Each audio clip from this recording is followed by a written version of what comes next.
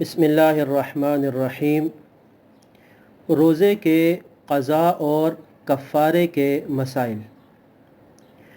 رمضان المبارک میں اگر کسی نے روزہ رکھا ہو اور اسے اپنا روزہ یاد ہو اور جان بوجھ کر قصداً وہ اپنے روزے کو توڑ لے، اور توڑنے میں 3 صورتیں ہیں: کچھ کھا لے یا کچھ پی لے اور یا جمع، جسے ازدواجی تعلق یعنی شوہر اور بیوی کے درمیان جو تعلق قائم ہوتا ہے اسے روزے کی حالت میں قائم کر لے، تو ایسی صورت میں روزہ ختم ہو جاتا ہے اور قضا کے ساتھ ساتھ کفارہ بھی واجب ہو جاتا ہے۔ کفارہ کہتے ہیں کہ یا تو غلام آزاد کیا جائے،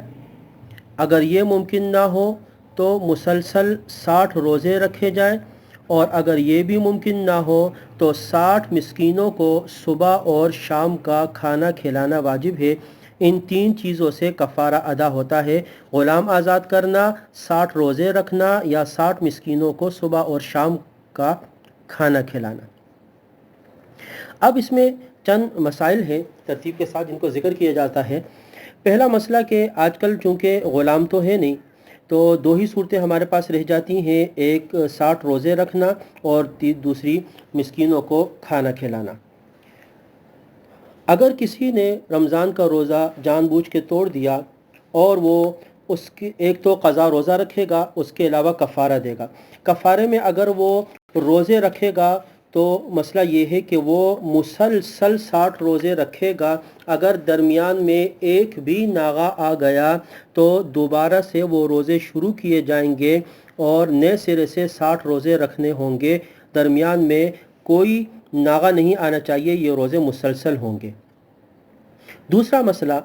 اگر کسی خاتون کے اوپر کفارہ ہے اور وہ روزے رکھ رہی ہے اور خاتون کے جو مخصوص ایام ہوتے ہیں یعنی حیض کے ایام اگر وہ درمیان میں آ جائے تو اس کا ناغہ قبول ہے، اس کی وجہ سے جتنے دن درمیان میں چھوٹ جائیں گے اس کو نکال دیں گے، اور آگے سے جو روزے ہو چکے تھے بقیہ روزے ملا کے اور ان 60 روزوں کو مکمل کیا جائے گا۔ یعنی ایام سے پہلے والے روزے بھی کاؤنٹ ہوں گے، اور ایام ختم ہونے کے بعد جب خاتون غسل کر لے تو بقیہ روزے ہوں گے اس کو پورا کر لے تو اس کے کفارے کے روزے ادا ہو جائیں گے۔ تیسرا مسئلہ، اگر کسی کو روزہ رکھنے کی استطاعت نہیں ہے، 2 مہینے کے مسلسل روزے اس کے لیے رکھنا ممکن نہیں ہے، تو اس کے پاس دوسری صورت یہ رہ جاتی ہے کہ وہ 60 مسکینوں کو صبح اور شام کا کھانا کھلائے۔ اس میں ایک مسئلہ یہ بھی ہے کہ جو مسکین صبح کھائیں گے انہی مسکینوں کو رات کا کھانا کھلایا جائے گا، ایک ہی مسکین ہو اور ان کو صبح شام۔ ایک صورت یہ بھی ہو سکتی ہے کہ 60 مسکینوں کو صبح بلا دیا جائے اور وہ صبح کھانا کھا لے، پھر انہی کو شام میں بلا دیا جائے، رات کا کھانا کھا لے، تو ایک ہی دن میں کفارہ ادا ہو جائے گا۔ ایک صورت یہ بھی ہو سکتی ہے کہ ایک مسکین کو 60 دن تک بلایا جائے، وہ روز آئے اور وہ صبح بھی کھانا کھائے اور رات کو بھی کھانا کھائے، اور 60 دن پورے ہوتے ہی کفارہ ادا ہو جائے گا۔